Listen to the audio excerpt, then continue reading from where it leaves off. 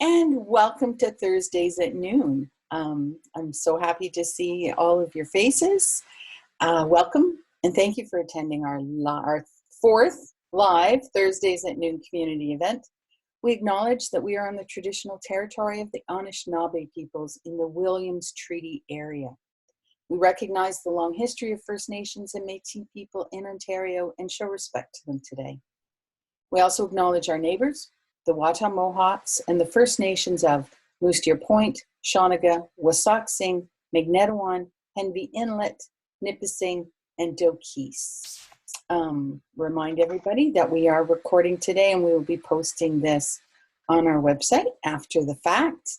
We have a lot of guests to talk with us today, and our subject is how we are policed in our communities.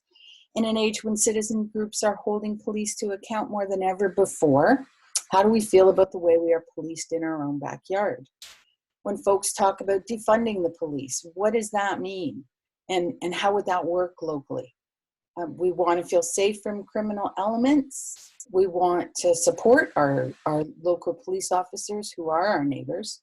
But what would that mean? How much of what we ask police to handle is rooted in a health issue? When SIU reports come across our desk, it seems they're often the result of police interacting with residents suffering from mental illness. So what percentage of calls that our police handle are actually mental health calls? And do they have the training and the support to do that well? When the Unfounded report came out, our communities were among those with the worst track record in the country in terms of police choosing not to investigate women's reports of sexual assault. 5 years later, what has changed? That's a huge lot to talk about. When I think about it now, we probably should have narrowed it down to just one of those things. Certainly, the mental health piece is largely on folks' minds. We were pleased to see the release yesterday about the money that's going to go to help at the call centers anyway, at police call centers. And maybe that's something we can talk about. I put the link to that story. So we will give each of our esteemed guests who agreed to be part of this today. Normally I give 5 minutes at the top, but there's so many folks that I think we're going to start with 3 minutes at the top. We'll see how that goes. Now, JP Grimm, I talked to JP yesterday, but I don't think I see him. He's having a little trouble logging in, but I am conversing with him via email right now. Okay, so hopefully he will get to log in. So in that case, not that you're playing second fiddle in any way, Mike. Let's begin with Mike Burton. Welcome, Mike. Do you want to? Yeah. Thank you very much, Pam, and everybody else who's participating in this, and thank you for the opportunity. Definitely one of our goals as a police service in Muskoka is to continue and consistently communicate with the public and receive feedback from the public to help us determine what are the priorities of the people of Muskoka, how can we deliver our services better, what are we doing well, what can we do better, and this is an excellent forum for that type of information to come forward. Some of the topics which you brought up, very relevant, and I'm sure will generate plenty of conversation. Personally, I can state that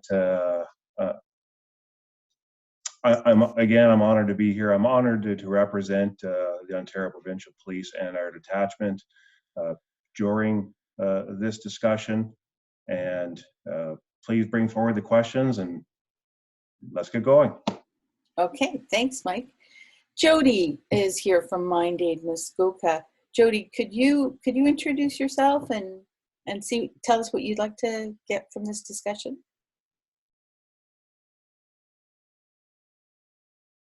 Hello, Jody.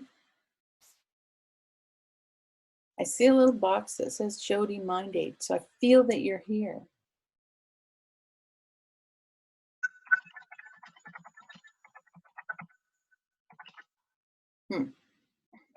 Okay. I think Jody's having technical issues.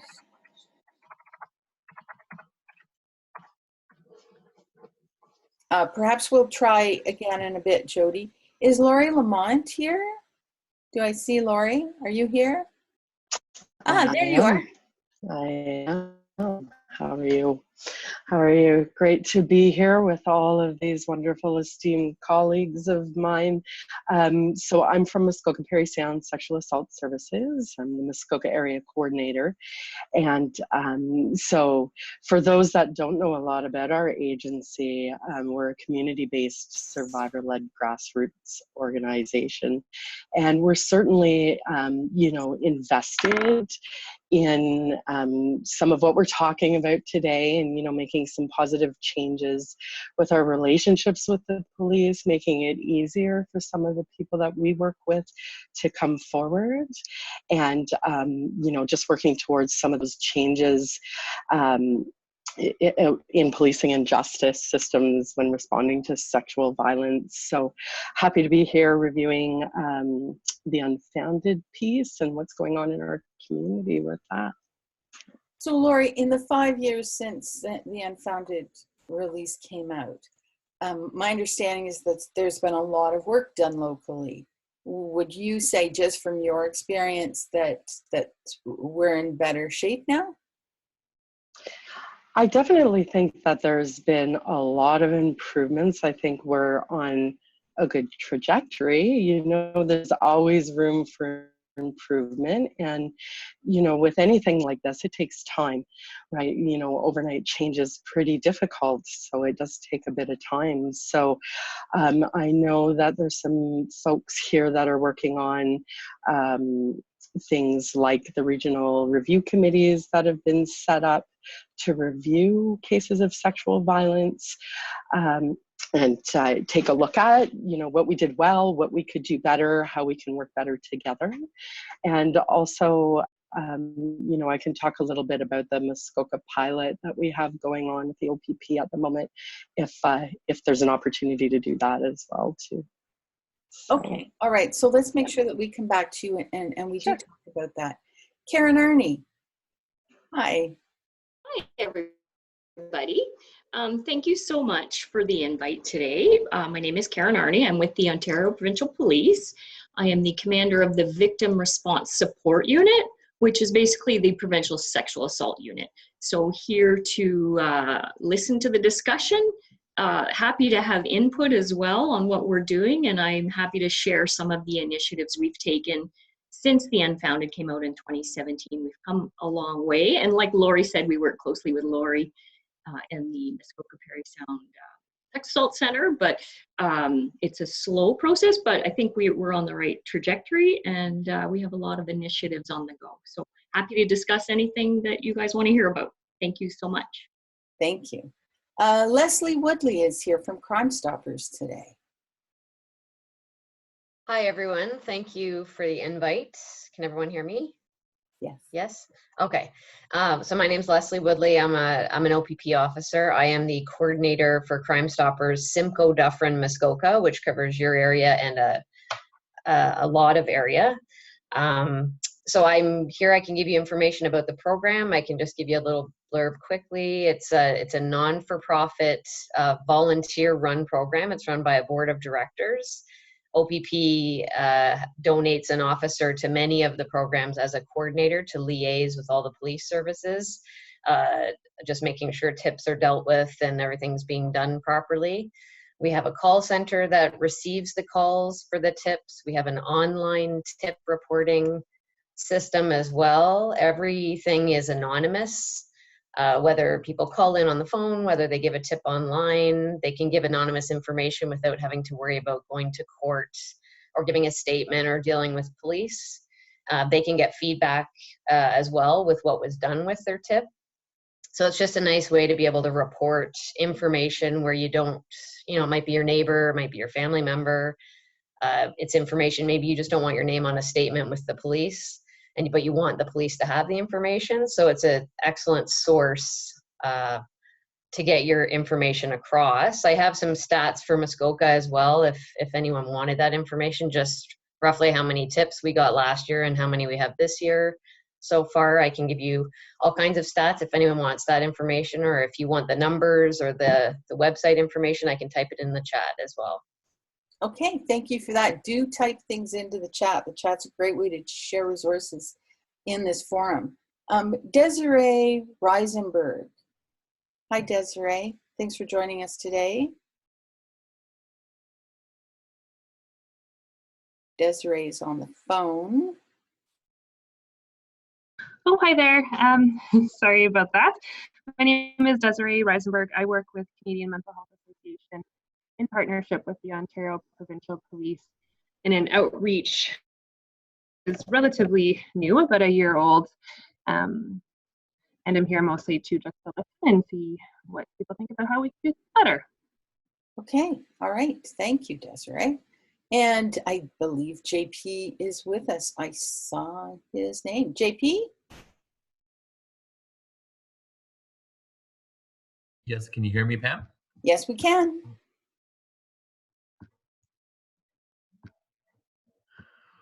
Perfect. Thanks for having me today. Very excited for this opportunity to speak with you, the members of the panel, and all your viewers today.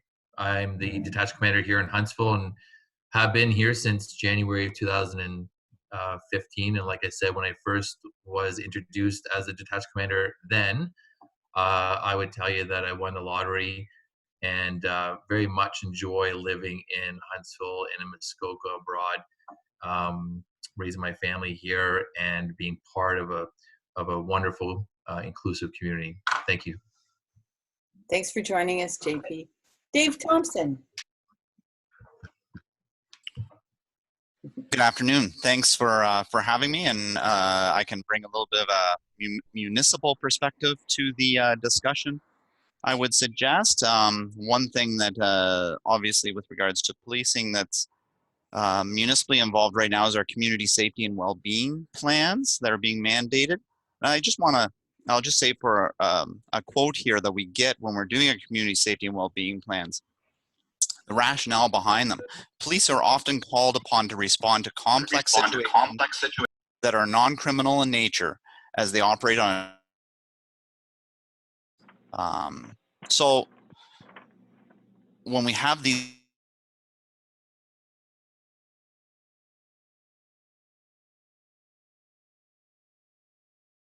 I have frozen. I hope everybody else is still going.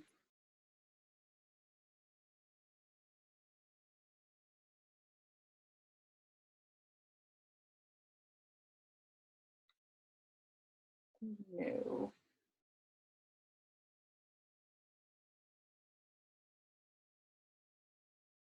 Okay, so while Pamela is leaving and coming, oh, Pamela is back again. I see you. Back to you, Pam.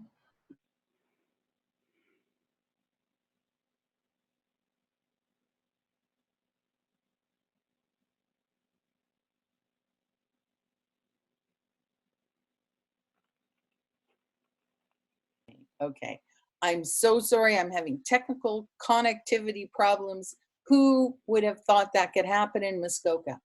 Were you able to hear what Dave had to say, folks? Okay, all right. I'm glad that it continued without me. That's fantastic. Okay, so we also want to introduce from Leslie Woodley. Okay, thank you, Leslie. So we've talked to Desiree and Karen and Dave and Lori Lamont. So that leaves Jody, who we couldn't hear before. So let's just go back to Jody for a second to see if she's been able to fix her problem. Can anyone hear me? We can hear you, Jody. Excellent. I can't get the video to work for whatever reason, but at least I can speak.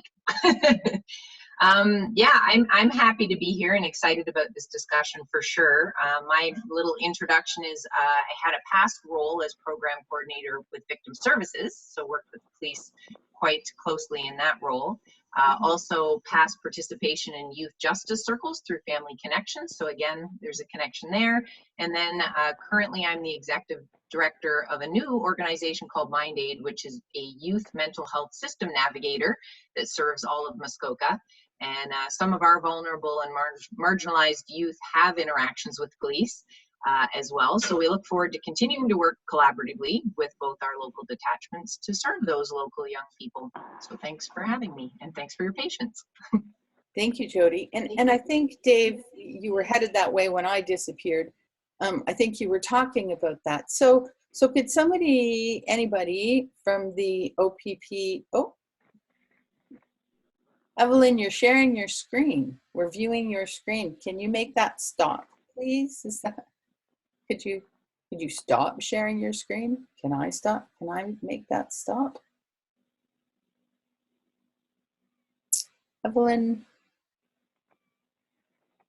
Evelyn's trying to stop the sharing of the screen. Can someone from the OPP talk about how many of the calls that you get are actually mental health calls, and what that means for your organization and for the safety of individuals who are in crisis? And it's difficult for me. I know what I'm going to try to do here.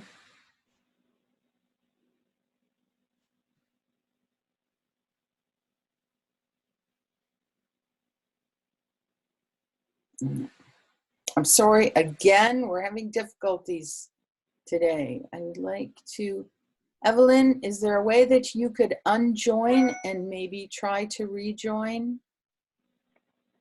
It's also not letting me remove you from this, which is what I would like to do.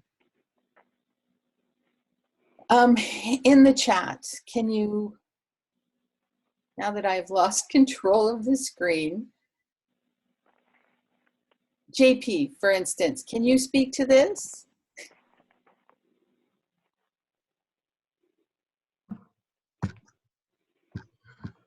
I can speak to a little bit, Pam.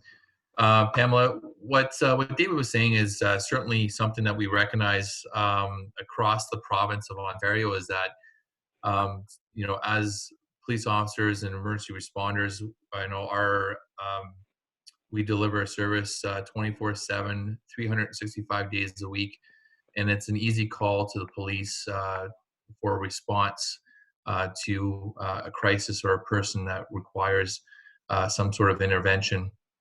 I could certainly say in this pandemic that we all lived through in the last 18 months, it was quite evident that we were responding to a number of mental health and addiction calls for service, certainly up here in the Muskoka region. And I think it's because everybody was looking at how do they operate within the pandemic and the requirements set out from the government in terms of maintaining a certain level of operations. Police are not the end all be all in terms of resolving an incident of mental health and addiction services, and we certainly work in collaboration with our partnerships of mental health, the hospital, Schedule 1 facilities down in Aurelia, Soldiers, or Penguin. But our call volume versus the number of apprehensions we would make under the Mental Health Act is a stark difference. So I can tell you in say 2020, we responded, both Huntsville and Bracebridge collectively responded to 522 calls for service related to mental health. And of the 522 calls, we've only apprehended 123 of those individuals that required an intervention per se, and needing that additional assistance through a Schedule 1 facility, a psychiatrist, and follow-up through Canadian Mental Health and Addiction Services. Now, with that being said, any of those calls, we would make a referral to Canadian Mental Health and Addiction Services, and work very closely in terms of following up with them. As Desiree was saying, she's working with Bracebridge detachments and working with an officer down there that are dedicated to following up with the most complex individuals struggling with mental health and addictions living in the community. So how many of your calls do you think are mental health related?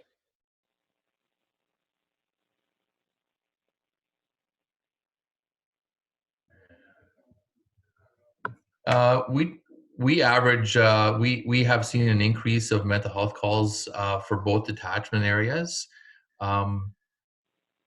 since 2018. I'd say that it's not a heavy burden for the police to attend these calls, but we're starting to see an increase. We're averaging close to 500 calls a year combined in both detachments in our community.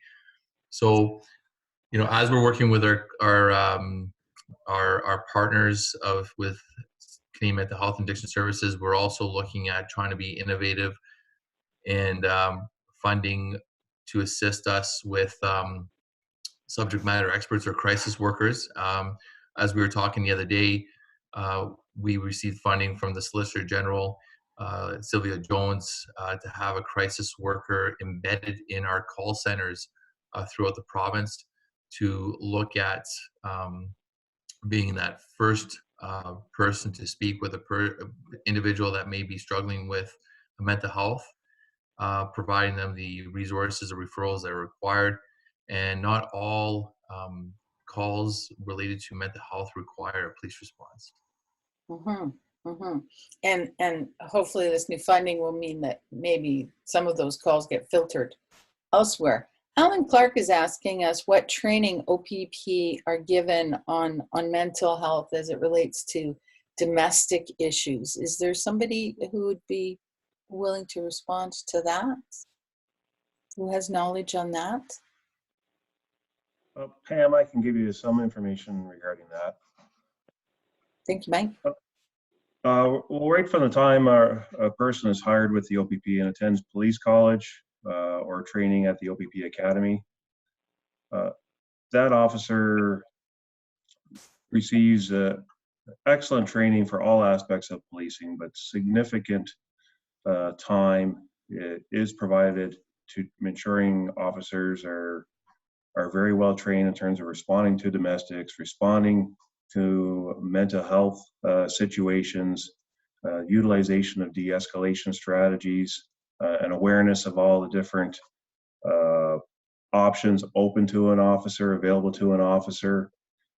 And once that officer comes to that particular detachment, that education doesn't end. An awareness of the specific options available to that officer in that detachment area. So here in Muskoka, that partnership we have with CMHA and the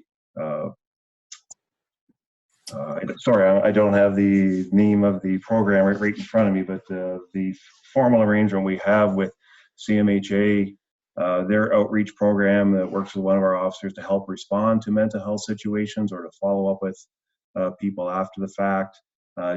Staff Sergeant Graham talked about some programs as well in place. So overall, to try and sum this up, the training, in my mind, it is excellent for the amount of calls we receive, which Staff Sergeant Graham talked about in 2020, which was over 500. The amount of situations where officers were required to actually use physical force on somebody were extremely small percentage. I have firsthand knowledge of situations where officers have done an absolute amazing job in utilizing their tactical communications and de-escalation techniques to resolve a situation that could easily have progressed into something physical. I'm extremely proud of the officers involved in those situations and the work they do, and often that involves work along with our stakeholders as well. So excellent training, but it never ends. It's an ongoing process of improving our skills and how to respond to these types of situations. Okay. Desiree, could you comment on this?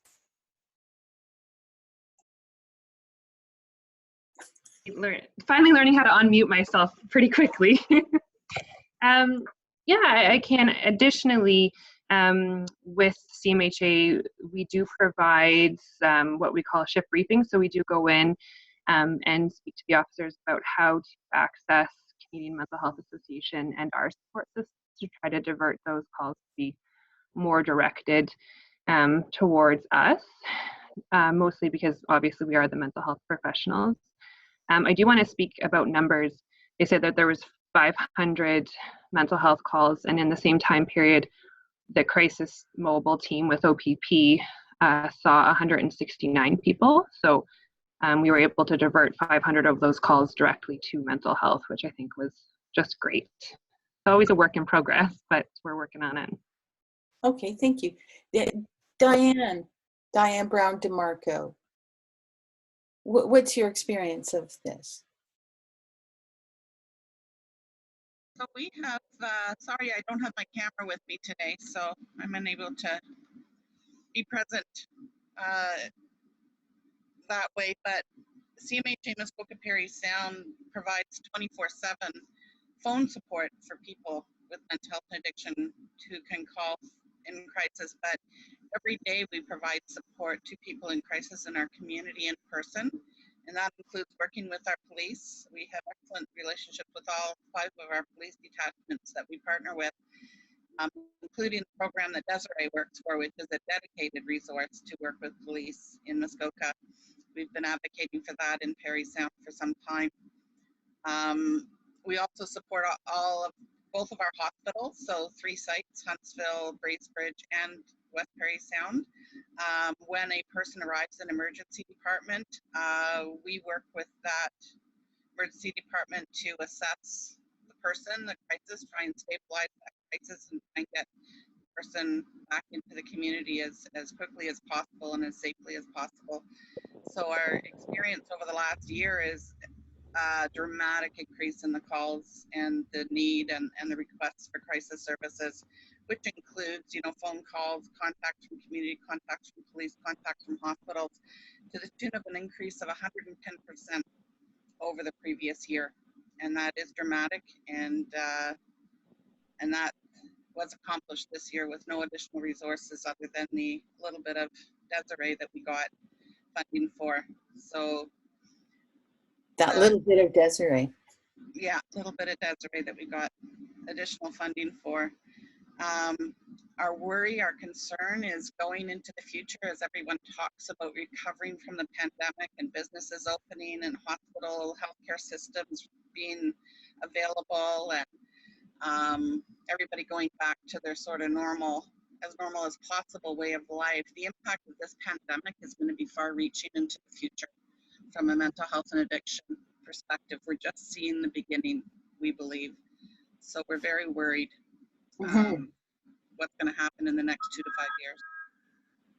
And that's frightening for our residents, and it's frightening for our emergency response teams as well. When folks say defund the police, I mean, I think that can mean a lot of different things. Is there anybody who has an image of or has who can talk about a vision where in the future there's a trained crisis response team who are all about mental health, so that police are dealing with one type of criminal act, and another group is talking about or is responding to these mental health calls? Is that something that is possible? Is that something that's being dreamed of in the background? Can anybody speak to that? Pam, I can respond to you again on that.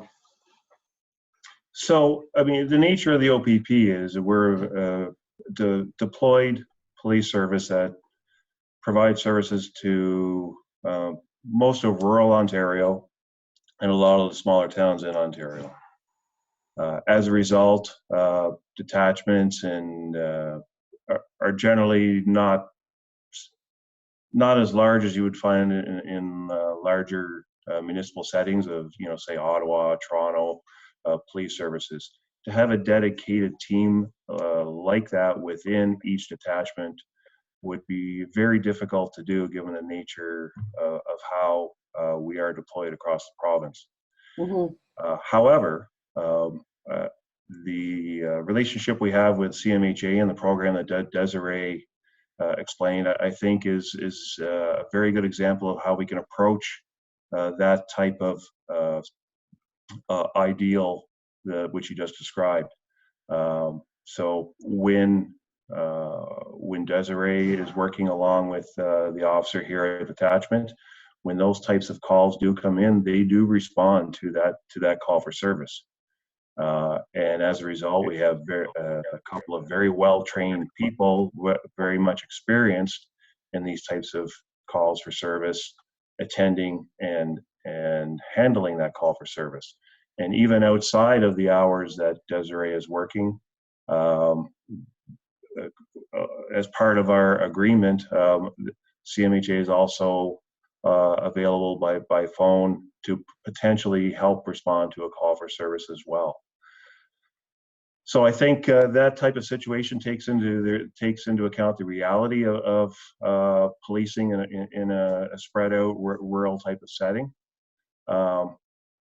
And just going back to the initial question of defunding and could we approach something like that?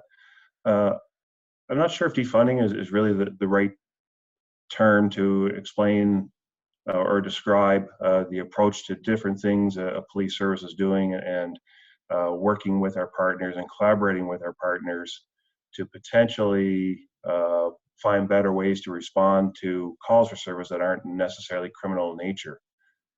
That's a principle that the OPP has utilized in how we deliver our services for several years now. I think years before the term defund ever showed up. We're all about working with our partners, with stakeholders, to improve services that are provided to the public. And in doing so, if we come across a process or a practice that really doesn't require police to be involved in order to improve that service to the public, we are all for that. We're constantly hoping to improve how we can improve the provision of services to the public, whatever that may look like. Mm-hmm. Yeah, defund has been like the catch term, but is it really an accurate term? Is it diversion? Is it a different type of funding? And you speak to something that we see over and over again in our communities, which is that there's a different level of service that we get in terms of education, in terms of healthcare, because we don't have the population to support economically. So policing is just, another example of that, where if you're in a rural community, you get a different kind of access to services. And I know policing is really expensive, and our communities, our municipalities are facing that expense.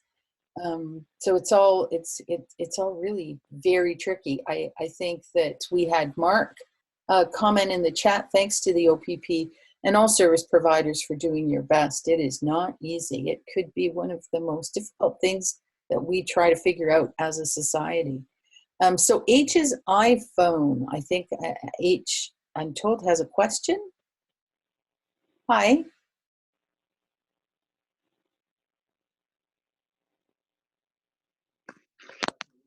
Hello. H's iPhone. Pamela? Hello. I have a comment. Okay.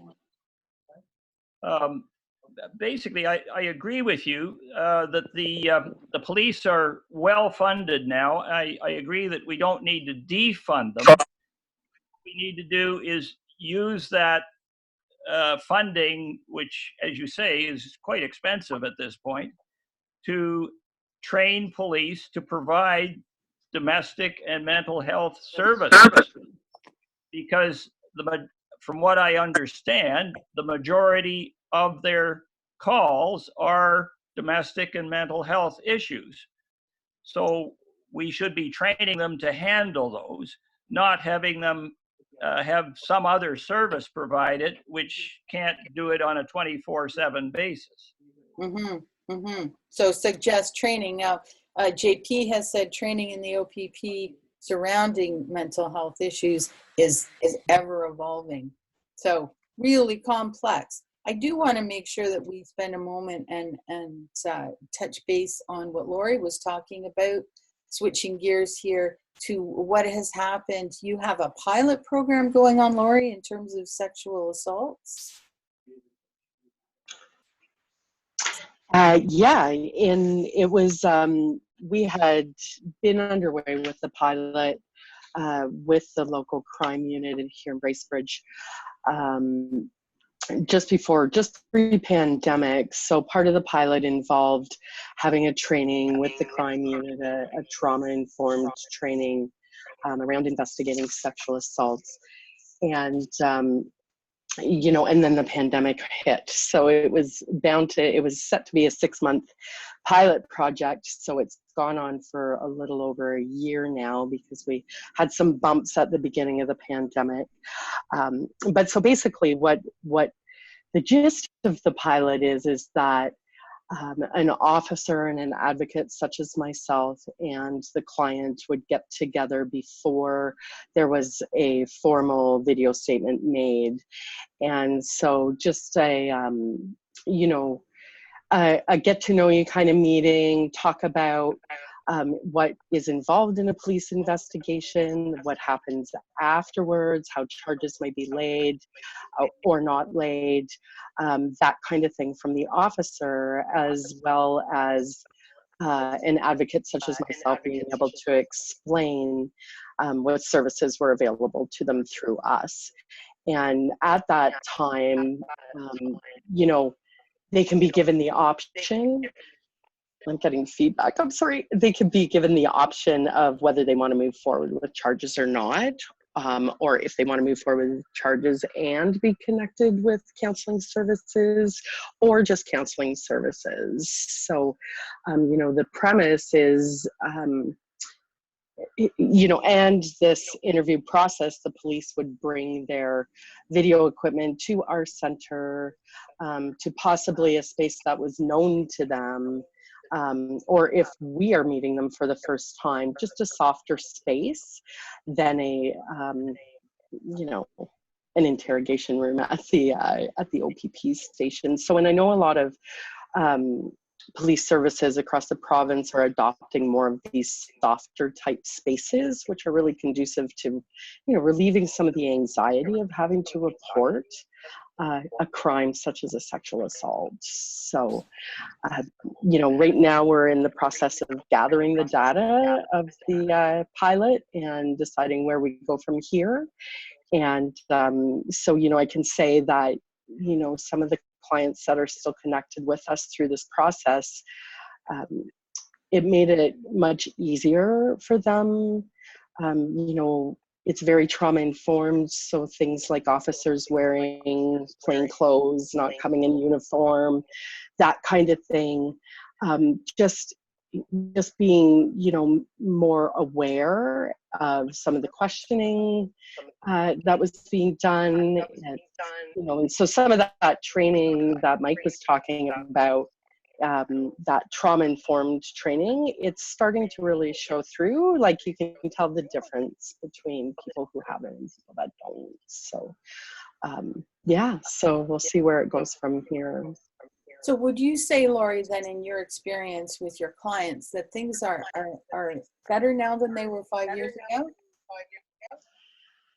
I mean, you know, the goal with these types of initiatives that we're trying to implement is to make it better for people to be able to come forward to the police and give a report. And certainly we know that about, you know, less than 10% of our clients actually do that. So, you know, really looking at why they don't do that. And I think one of the biggest fears for people I work with is that they're not believed, right? So really, you know, really trying to make it as least anxiety-provoking experience as it can be. And you know, in the end result is that, you know, we want to make it okay for people to come forward and make these reports, and there be charges that are able to be laid because they have a good report, right? And so, and working in that trauma-informed way of why we might not get a good report as well too. So it's been a learning curve for both of us, I think, and yeah, and we'll just see what we're able to do. One of the things that's been challenging is that you know, this is a 6-month pilot, right? And the resources, staff resources for it is challenging for a small agency like ours. So that's one of the challenges that we'll have. For your group as well. I mean, there's oh yeah, for sure. To be doing these And pilots. I think this is another example, Pamela, of the inappropriateness of the military model of policing and the commando training that they get, because that's all engendering fear, and so that's going to totally intimidate any women that potentially would want to make a report. So, so this, and I mean, police are a paramilitary organization. It's very true, working in the communities. So this is why this pilot program with Lori seems such a great idea. Eva Zachary, could you speak to us? You were saying in the chat, mental health concerns may sometimes be a result of trauma. Can you expand on that? Certainly. Hello, everyone. For those who do not know me, I am the Executive Director at Muskoka Victim Services, and I also sit on the Domestic Violence Death Review Committee with the Chief Coroner's Office for the province of Ontario.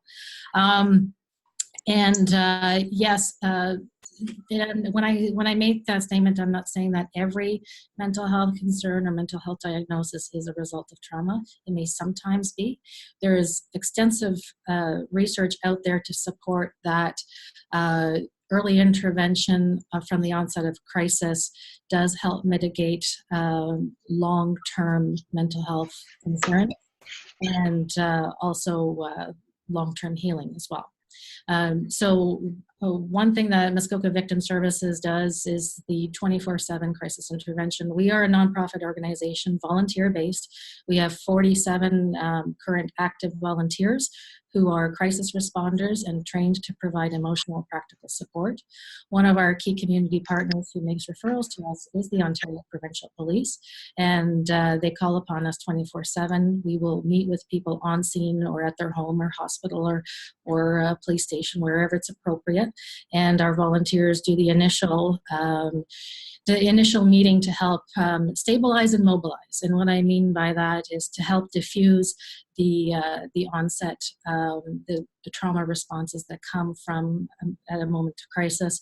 And then in the days following, we have our staff that connect, meet with the clients. We do a needs assessment, risk assessment, vulnerability screening, quite extensive conversations with victims of crime and tragic circumstance, and then with client consent, connect them with other community partners such as the Canadian Mental Health Association and Muskoka and Parry Sound Sexual Assault Services, and many more that I can continue to list, Mindate as well.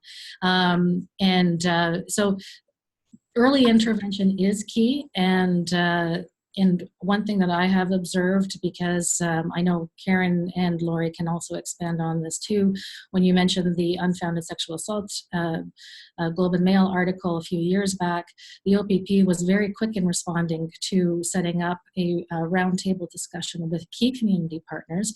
I'm sitting on the table, Lori sits at the table, other community partners sit at the table, and we meet monthly and review review some of those cases, and the OPP has taken significant strides to listen to our input as some trauma specialists and contribute to how to improve that relationship between the OPP and victims.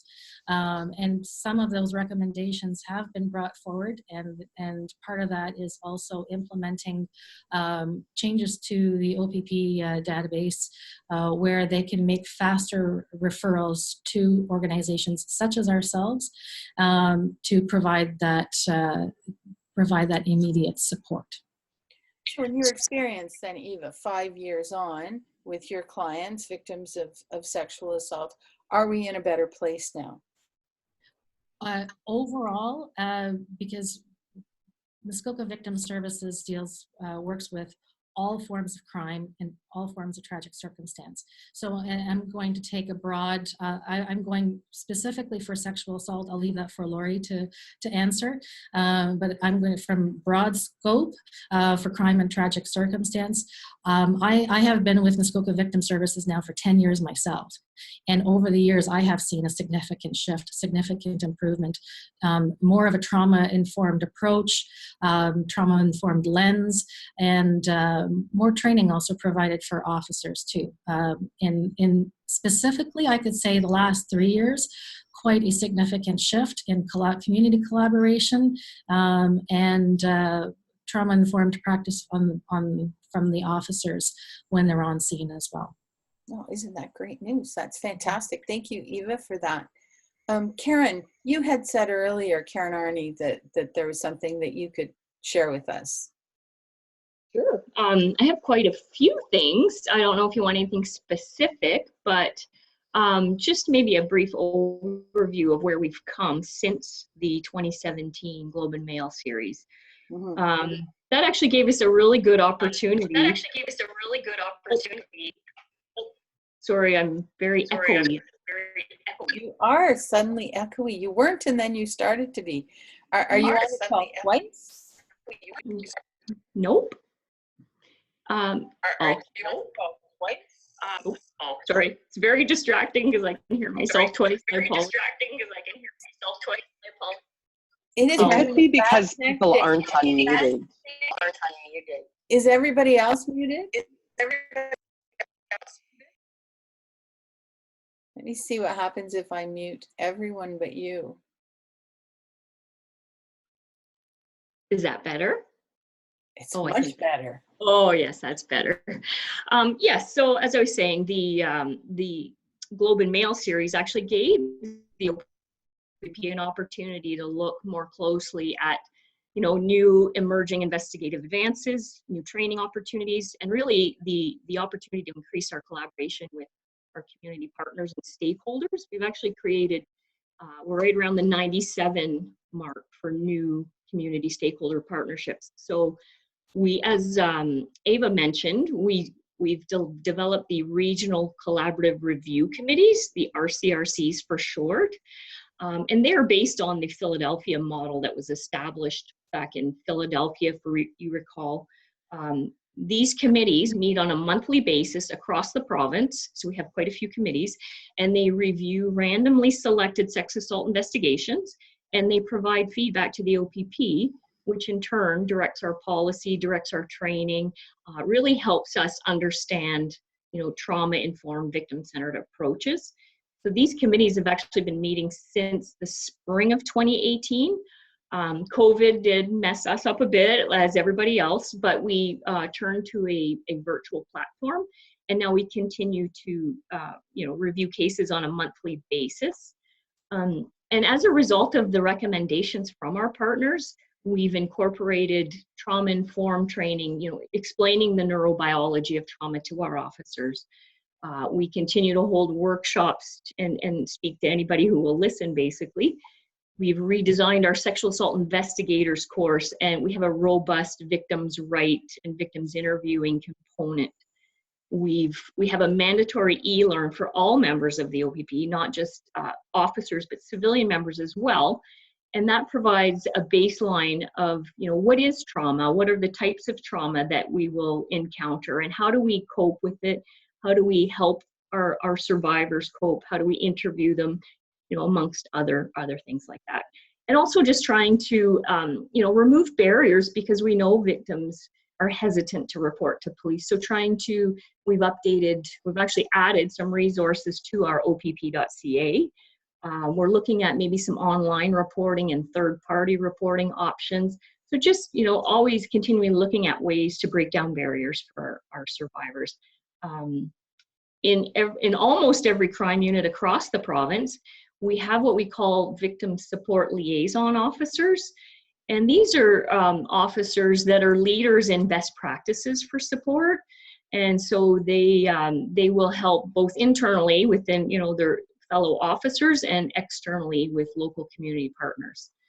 I think Lori, or I think maybe it was Lori who mentioned soft interview rooms, maybe it was Ava, but we are also looking at trying to soften some of our interview rooms, because as it was mentioned, they are a bit, they're more for interrogation purposes. So softening up our rooms. So just little things like that. And then I'll just lastly, I know we're running out of time, but I just wanted to mention that we've actually hired victim specialists now who will actually be assisting victims with referrals and support. So there are 7 across the province, and basically their team mirrors the FBI victim specialist model. And so they're going to assist our survivors and victims understanding their needs, explaining the Victim Bill of Rights, making sure that, we keep our legal obligations under the Police Services Act.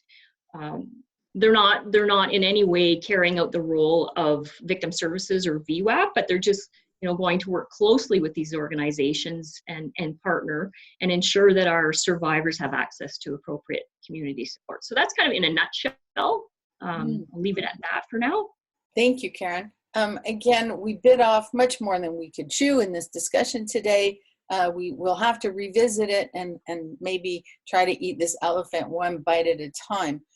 Last question of the day, I will take the opportunity to give the floor to our court and crime reporter, Kristen Anthony. Kristen?